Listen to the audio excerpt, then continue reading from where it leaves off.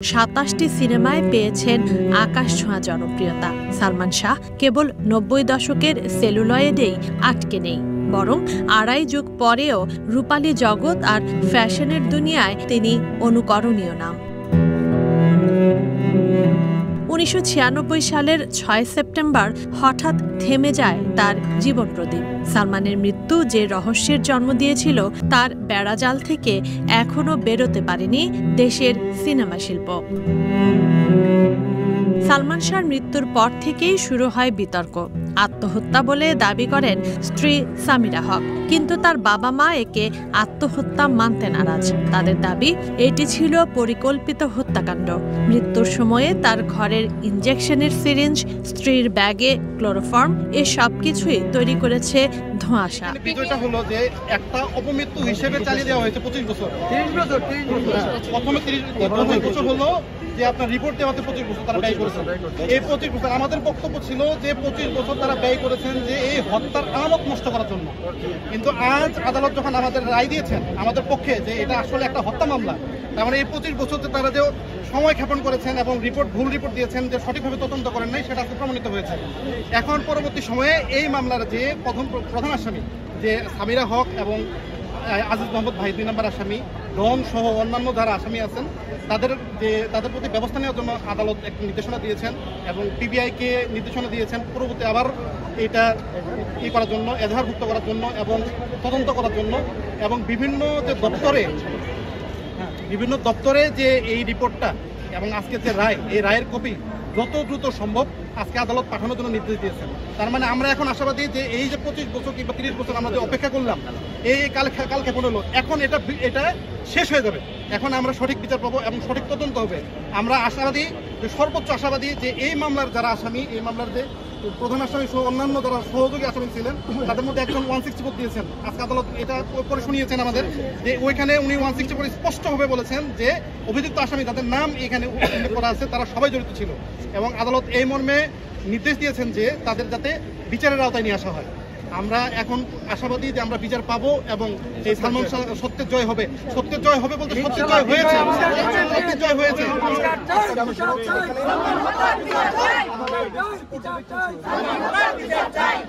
যেখানে সামিরার ব্যাগের মধ্যে কিছু ওষুধ ছিল, সিরিঞ্জ ছিল, তার বুকে বাম পাশে দাগ ছিল, এই বিষয়টি একটু আপনি যদি আদালত আজকে স্পষ্টভাবে বলেছেন যে সামিরার যে ব্যাগে যে ওষুধ পাওয়া গিয়েছিল সেটা হলো লোকাল অ্যানেস্থেসিয়া যেটাকে বলা হয়, যেটাকে মানুষ অজ্ঞান করার জন্য ব্যবহার করা হয়।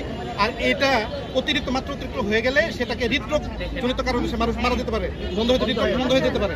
আবার আরেকটা বিষয় বলা হয়েছে যে তার বুকের ডান পাশে এবং বাম পাশে আঘাতের চিহ্ন পাওয়া গেছে এবং সেটা কালো দাগ হিসেবে ছিল, যেটা আদালত স্পষ্টভাবে বলেছেন যে এইখানে যে আঘাতের চিহ্ন পাওয়া গেছে সেটা অপমৃত্যু হতে পারে না, আত্মহত্যা হতে পারে না, সেটা অন্য কোনো ব্যক্তি কিংবা অন্য কেউ তারা বেশি ব্যক্তি তারা আঘাত হতে পারে, শক্ত করে আঘাত হতে পারে, সেটা আদালত স্পষ্টভাবে বলেছেন। পোস্টমর্টেম রিপোর্ট ওভাররাইড করা হয়েছে। আদালত কি পুলিশের এই ক্ষেত্রে গাফলতি ছিল? ইনভেস্টিগেশন যারা করেছেন সংস্থা তাদের কাছে এই ধরনের কোনো পর্যবেক্ষণ দিয়ে? হ্যাঁ, আদালতে এই ধরনের পর্যবেক্ষণ দিয়েছেন। এটা আমি প্রথমেই বলেছি যে পিবিআই এবং পুলিশ যে প্রথম পুলিশ তদন্ত করে যখন একটা ফাইনাল রিপোর্ট দিয়েছে, তারপর পিবিআইকে তদন্ত করার জন্য দিয়েছেন। আমাদের যে মামলার যে বাদী ছিলেন, যিনি খবরদাতা ছিলেন কমরুদ্দিন আহমেদ, কমরুদ্দিন চৌধুরী, যে সালমান শাহর বাবা, উনি যখন এটার বিরুদ্ধে নারাজি দিয়েছিলেন তখন আদালত সন্তুষ্ট হয়ে পিবিআইকে তদন্ত করার জন্য দিয়েছিলেন, কিন্তু পিবিআই সেখানে সঠিক তদন্ত করেননি। সঠিক তদন্ত না করে একটা ভুল রিপোর্ট দিয়েছিলেন। সেটা আজকে আদালত একদম আইডেন্টিফাই করে যে কোথায় ভুল দিয়েছেন, কি ভুল করেছেন, সেটা একদম খোলা ইতিহাসে বলেছেন সবারকে উদ্দেশ্য করে। তার মানে এখন আমরা আশাবাদী যে আমরা বিচার পাবো। আপনার দায়িত্বে অবহেলা ছিল, সালমান শাহ এই হত্যার মানে হচ্ছে যে অবহেলা ছিল।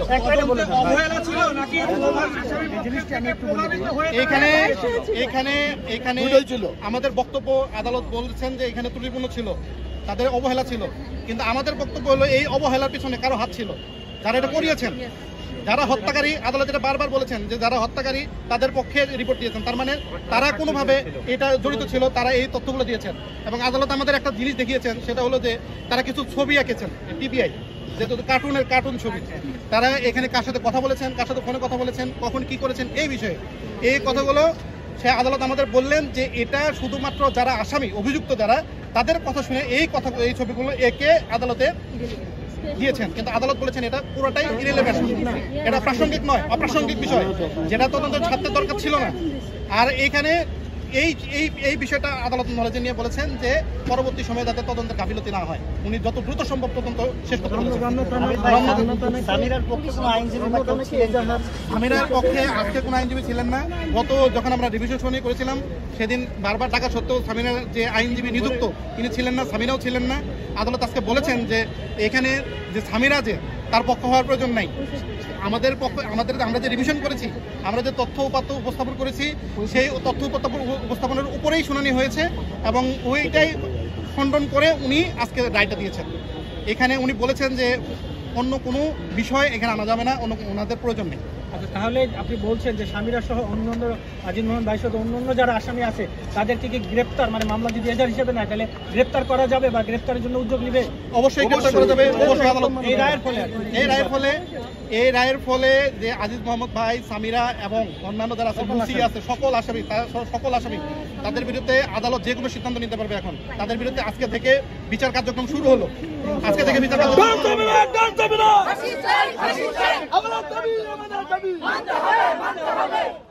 তদন্তের ব্যাপারটা শেষ এক লাইনে একটু বলে দেন, আদালতে যে